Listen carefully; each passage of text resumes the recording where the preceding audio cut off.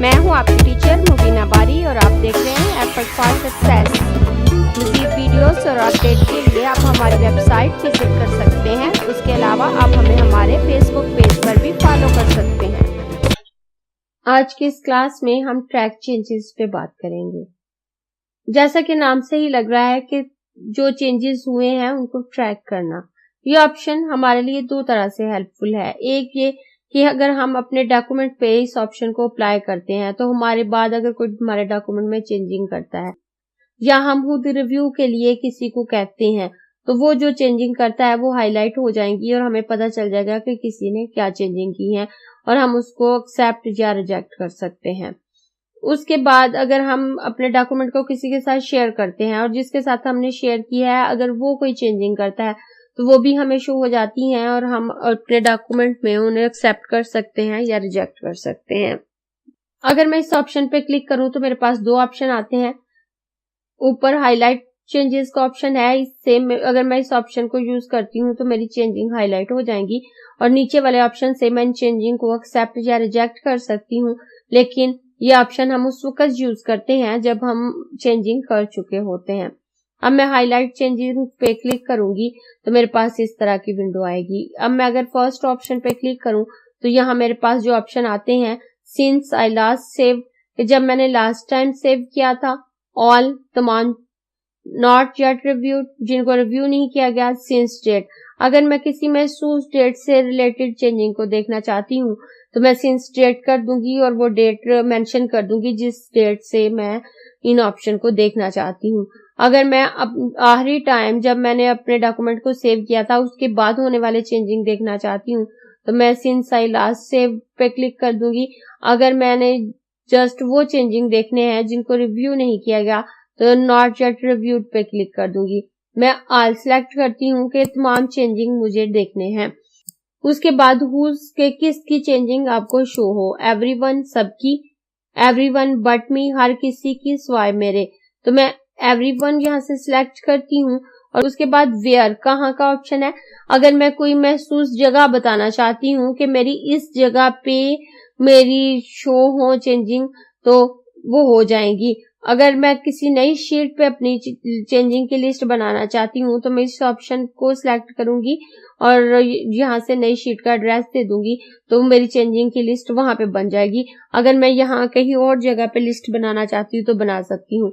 और अगर मैं हाईलाइट चेंजेस ऑन स्क्रीन के इसी डाटा पे इसी स्क्रीन पे वो चेंजिंग देखना चाहती हूँ तो मैं इस ऑप्शन को सिलेक्ट करके ओके करूंगी और उसके बाद दोबारा यहाँ पे ओके करूंगी तो ये ऑप्शन यहाँ पे अप्लाई हो गया। अब यहाँ मैं 50 को चेंज करके 25 कर देती हूँ। जैसे ही बाहर क्लिक करूंगी तो आप देखें ये छोटा सा ट्रायंगल आ गया। मैं यहाँ से सियालकोट पाकिस्तान से चेंज करके लाहौर लिख देती हूँ। ये मैंने सिटी चेंज कर दिया। जैसे ही बाहर क्लिक करूंगी इस पे भी ट्रैक चेंज अप्लाई हो गई। अगर मैं यहाँ 50 की बजाय 60 करती हूँ तो ये चेंज भी यहाँ पे अप्लाई हो गया। अब आप देखें जैसे ही मैं इनके माउस का कर्सर लेके जा रही हूँ तो ये चेंजेस लिखे हुए आ रहे हैं। यहाँ पे अगर मैं रखूं तो आप देखें change cell D2 from 50 to 25 के सेल D2 में 50 को चेंज करके 25 लिखा गया है कि जिस सेल में चेंजिंग हुई है मुझे वो भी पता चल रहा है और क्या चेंजिंग हुई है वो भी पता चल रहा है। अब ये मैंने 3 चेंजिंग कर ली हैं। आपने जितनी भी चेंजिंग की हो वो यहाँ पे शो हो रही होती हैं। अब मैं अपने पहले बॉक्स पे आऊंगी और जैसे ही मैं ट्रैक चेंजेस पे आके एक्सेप्ट या रिजेक्ट ऑप्शन पे क्लिक करती हूँ तो this action will now save the workbook, do you want to continue, कि आप इस वर्कबुक को सेव करना होगा इस सेक्शन को कंप्लीट करने के लिए। अगर मैं ओके करूंगी तो ये मेरे पास इस तरह की विंडो आएगी और ओके कर दूंगी। अब मेरे पास इस तरह की विंडो आती है। अब मैं अपने फर्स्ट चेंजिंग पे हूं और बकाया शो नहीं हो रही। अगर मैं इनको एक्सेप्ट करना चाहती हूँ तो मैं इसको एक्सेप्ट करूंगी तो ये चेंज यहाँ पे परमानेंटली हो जाएगा। मैं इसको एक्सेप्ट कर देती हूँ तो अब मेरे दूसरे सेल पे चला जाएगा ये, और यहाँ पे शो भी हो रहा है कि इसमें क्या चेंजिंग की गई है। Changing cell G2 from Sialkot Pakistan to Lahore Pakistan, यहाँ सियालकोट पाकिस्तान को हटाकर लाहौर पाकिस्तान किया गया है। अब अगर इस चेंज को मैं नहीं करना चाहती, मैं इस चेंज को रिजेक्ट कर दूंगी, तो ये चेंज नहीं होगा।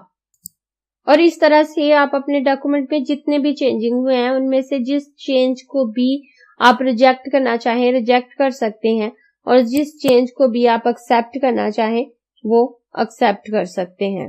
इस सेल पे भी मुझे शो हो रहा है कि D9 सेल में 50 से चेंज करके 60 राइट किया गया है, तो अगर मैं इसे भी एक्सेप्ट या रिजेक्ट कर सकती हूँ। अगर मैंने तमाम चेंजिंग को एक साथ एक्सेप्ट करना है तो मैं एक्सेप्ट ऑल पे क्लिक करूंगी। अगर मुझे इसे रिजेक्ट करना है तमाम चेंजिंग को एक साथ, तो रिजेक्ट ऑल पे क्लिक करूंगी, और अगर मैं कोई चेंजिंग नहीं करना चाहती तो मैं क्लोज कर दूंगी। और इस तरह से मैं अपनी मर्जी से एक्सेप्ट कर सकती हूँ। मैं किसी को लो तो कर सकती हूँ कि वो इसमें चेंजिंग करे, लेकिन उन चेंजिंग को एक्सेप्ट करना है या रिजेक्ट करना है ये मेरी अपनी मर्जी होगी। दूसरे की हुई चेंजिंग उस वक्त तक अप्लाई नहीं होगी जब तक मैं उसे एक्सेप्ट नहीं करती। मैं इस चेंज को एक्सेप्ट कर लेती हूँ, तो अब देखें ये चेंज हो गई। इन दो चेंजिंग को मैंने एक्सेप्ट किया है तो वो यहाँ शो हो रही हैं, लेकिन अगर मैं रिजेक्ट करती तो वो यहाँ शो नहीं हो रही होती। अगर आपको ये क्लास पसंद आई है तो लाइक कीजिए, अपने दोस्तों के साथ शेयर भी कीजिए ताकि वो भी सीख सकें। आप अपने क्वेश्चंस और व्यूज नीचे कमेंट बॉक्स में लिख सकते हैं, और अगर आपने चैनल सब्सक्राइब नहीं किया तो प्लीज सब्सक्राइब कीजिए ताकि आपको आने वाली वीडियोस का नोटिफिकेशन फौरन से मिल सके।